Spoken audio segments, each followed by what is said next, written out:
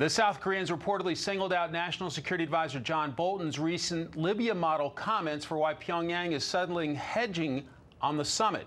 The president's also reportedly asking advisors if he should go ahead with the meeting. He'll hear from South Korean President Moon tomorrow. Joining me now for analysis is former Deputy Undersecretary of Defense for Intelligence and the Executive Vice President at the Family Research Council, Lieutenant General Jerry Boykin. Lieutenant General, great to see you. Thank you, sir. Thank you. Good to be with you. First of all, a very firm speech from Secretary Pompeo today in terms of Iran policy, your reaction to his words and his actions outlined in there. Well, first of all, he spoke to the mullahs in Iran in a language they understand, and that's the language of strength. It was one of the, I think it was one of the better diplomatic speeches I've heard, certainly in the last 30 years.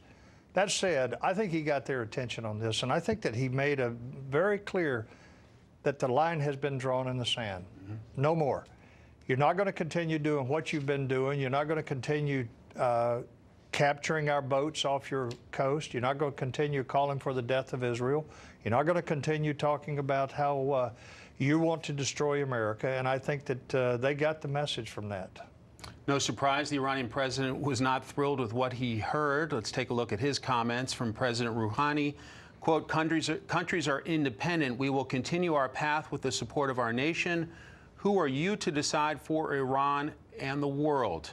What do you make of that, sir? Yeah, well, first of all, he says with the support of our nation. Now, that's something that requires a little pondering here, because he's already had 3 uprisings inside Iran, one in 2009, the Green Revolution, one in 2015, and one in 2017.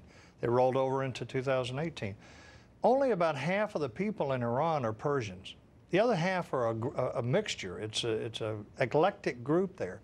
And they don't necessarily support the mullahs there. And by the way, they are actually fairly pro-Western. So he's got a problem. Is there hope, sir, of a new Iran nuclear deal, even though the Europeans are trying to hold on to the old one? Well, I think that they made very clear today that they're not going to go back and try to fix what we have. I think it's start over. Let's start from scratch. Now, the key to that is not just Iran, but it's the Europeans. And are the Europeans going to go ahead and do what makes sense? Are they going to follow Donald Trump's lead? And are they going to realize that Trump was right, that Trump has taken a bold stand on not allowing Iran to get these nuclear weapons because they're a menace to the whole world? Or are they going to stick with the easy way, and that is to continue to allow their corporations to invest in Iran? To North Korea, the odds of a summit seem to be perhaps slipping a bit. A South Korean lawmaker is already playing the blame game. Take a look at this.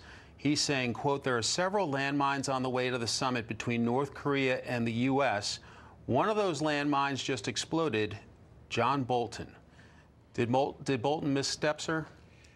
To begin with, but Bolton has been consistent. He's been on this network many times saying exactly what he thought about how this ought to be handled. So President Trump was not surprised by what Bolton said there. I think this is one of those cases where Bolton took one for the team. They threw that out to see how it was going to resonate, and it didn't go the way they wanted. So I think that Trump separated himself from that, but I think Bolton just took one for the team on this. How confident are you, briefly, sir, that this summit actually happens? It's a toss-up right now. I've been skeptical from the very beginning about whether Kim, after all the years that his father invested in this and he's invested in it, was actually going to come to the table in a serious way. I think now he's getting cold feet about having to negotiate with Donald Trump, and quite frankly, I think it's 50-50 that it's going to come off at all on the 12th of June. Lieutenant General Jerry Boykin, thanks for your time, thanks, sir. Mike. Have a good evening.